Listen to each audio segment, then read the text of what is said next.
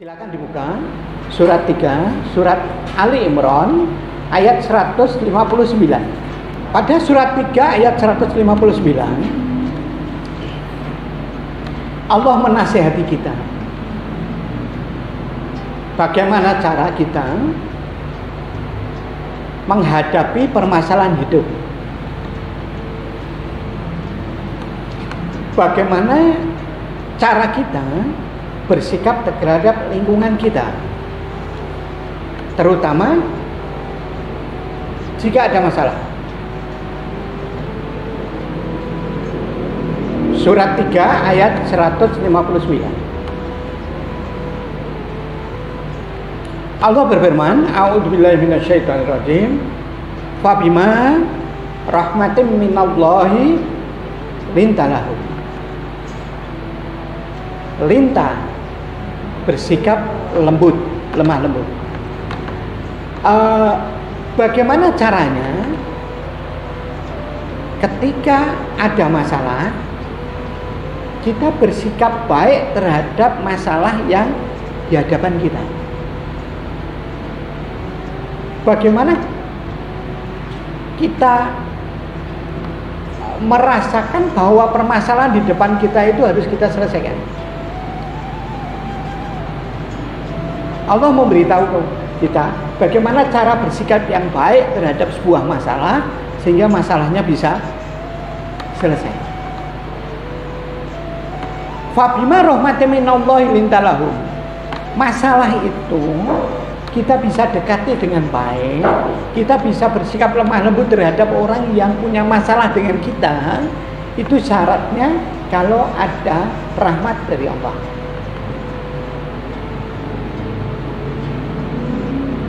Ini kita berbicara tentang permasalahan hidup. Allah memberikan nasihat kepada kita. Maka tentunya dengan ayat ini kita bertanya kepada Allah, ya Allah, bagaimana cara saya bisa berlaku lemah lembut terhadap masalah yang ada di depan saya, baik itu orang maupun lingkungan? Bagaimana saya bisa bersikap baik terhadap lingkungan saya sehingga masalah yang saya hadapi bisa selesai? Kalau syaratnya adalah rahmat-Mu turun kepada saya, ya Allah, bagaimana cara rahmat itu turun kepada saya sehingga saya bisa bersikap baik terhadap lingkungan saya, bisa menyelesaikan masalah saya? Surat 3 ayat 159. Nah, kemudian Allah memberitahu kita, kalau kau ingin mendapatkan rahmat saya untuk agar kamu bisa menyelesaikan masalahmu, bisa bersikap lemah lembut terhadap lingkunganmu sehingga kamu bisa menyelesaikan masalah, walau kunta fadlon ghalidul qalbi. Yang pertama, kalau ketika datangnya masalah kamu masih fadlun ghalidul qalbi, kamu nesunan, kamu keras hati, kamu jengkelan, ketika masalah datang kamu tidak mau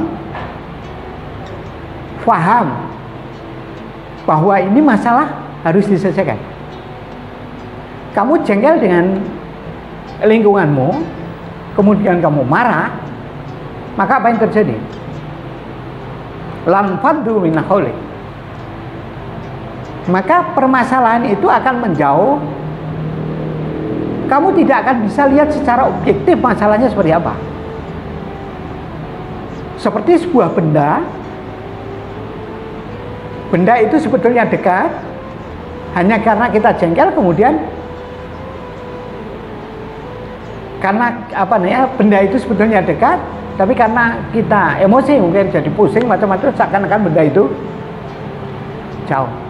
Nah, Allah memberitahu kita, kalau kita punya masalah kok kita nesunan, jengkel, tidak mau ngerem diri, maka kita tidak bisa melihat masalah itu apa.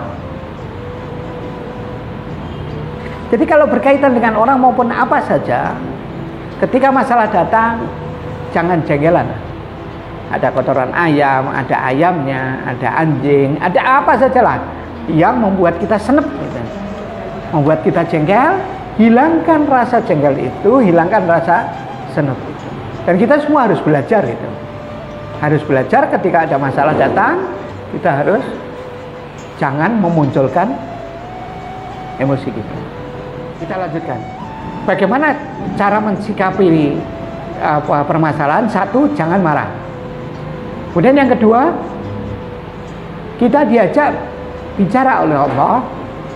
Kalau ingin menyelesaikan masalah, selain kita tidak marah, kita harus mau memaafkan orang. Memaafkan itu sudah tidak ada rasa melihat orang itu bersalah, sehingga kita bisa dekati, sehingga kita bisa ajak bicara dia.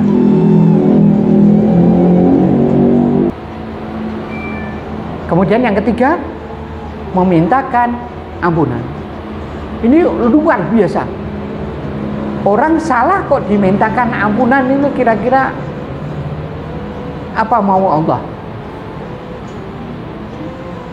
Allah ingin ketika kita ingin menyelesaikan masalah, kita harus menurunkan emosi kita serendah-rendahnya.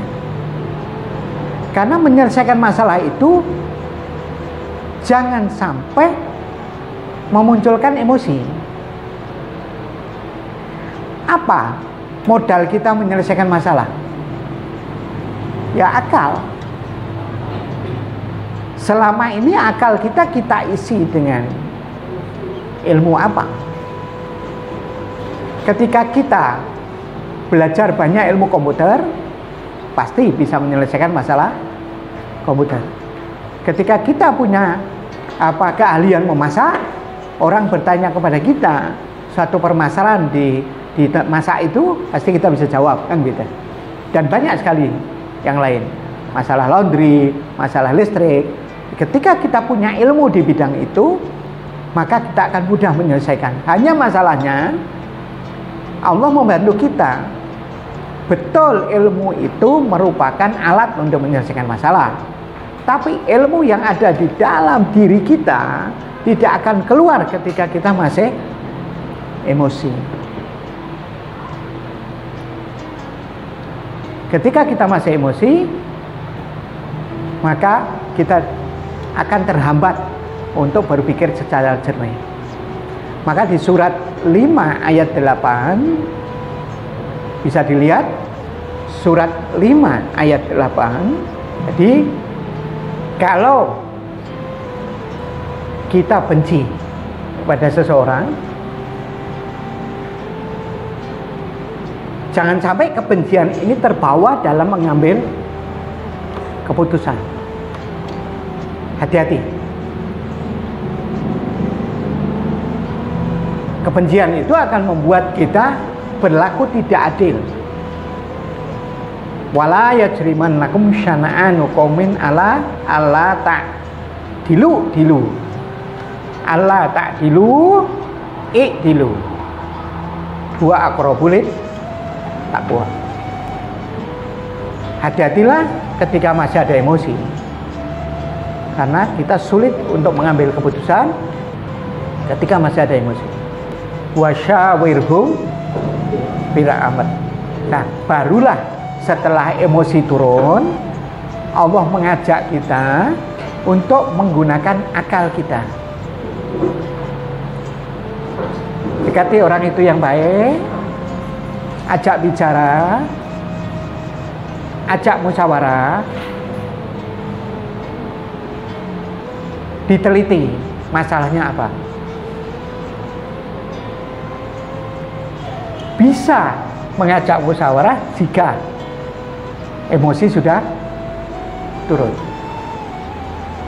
Lihatlah masalah apa yang harus dilakukan. Jelas ketika masalahnya diketahui, kita harus mencari jalan keluarnya, tidak hanya satu. Ajak beberapa orang untuk menyelesaikan masalah ini, dan ingat-ingat, jangan hanya menelorkan satu jalan keluar. Alternatif jalan keluar harus dimunculkan. Setelah alternatif jalan keluar dimunculkan, susunlah berdasarkan skala prioritas, mana yang menurut kita yang terbaik untuk menyelesaikan masalah itu. Contohnya, kita mendapatkan 3 jalan keluar. Kita letakkan nomor 1 ya nomor 1, nomor 2, nomor 2, nomor 3, nomor 3. Setelah itu Allah berfirman apa kepada kita? Fa idza azamta, kalau memang sudah siap menyelesaikan masalah yang nomor 1 dengan cara nomor 1, fatawakal Allah. Sudah kerjakan, pasrah kepada Allah. Innallaha yuhibbul mutawakkilin. Allah paling suka orang yang berserah diri kepada Allah setelah betul-betul menggunakan akal untuk mencari jalan keluar. Jadi mari kita pahami ayat ini, bahwa Allah mengajak kita untuk bermusyawarah menggunakan akal. Akal itu bisa bagus setelah emosi turun. Tadi Allah ingatkan fa idza azamta. Jadi kalau kita punya masalah, kita susun skala prioritas, jalan keluar yang sudah kita ambil, kemudian kita pilih nomor 1 tadi. Kita pilih nomor 1. Nah, begitu setelah beberapa hari ternyata tidak ada jalan keluar, ya kembali ke masalah awal lagi. Jangan jengkel-jengkel. Letakkan yang nomor 2 ke nomor 1. Selesaikan masalah itu, tawakal kepada Allah. Berapa hari masih belum selesai? Selesaikan dengan cara yang ketiga. Begitu dengan cara yang ketiga selesai, berterima kasih kepada Allah yang membantu kita belajar menyelesaikan masalah dengan 3 cara ini. Cara yang pertama kita tidak selesai, cara yang kedua tidak selesai, bukan berarti cara yang pertama yang kedua tidak bermanfaat. Mungkin tidak cocok dengan kondisi kita. Itu dicatat. Nanti kalau ada teman yang curhat kepada kita dengan masalah yang sama, sampaikan, saya dulu punya jalan keluar 3 ini. Kebetulan jalan keluar yang pertama tidak selesai, jalan keluar kedua tidak selesai, jalan keluar yang ketiga selesai. Siapa tahu kamu mau mulai dari awal bisa selesai.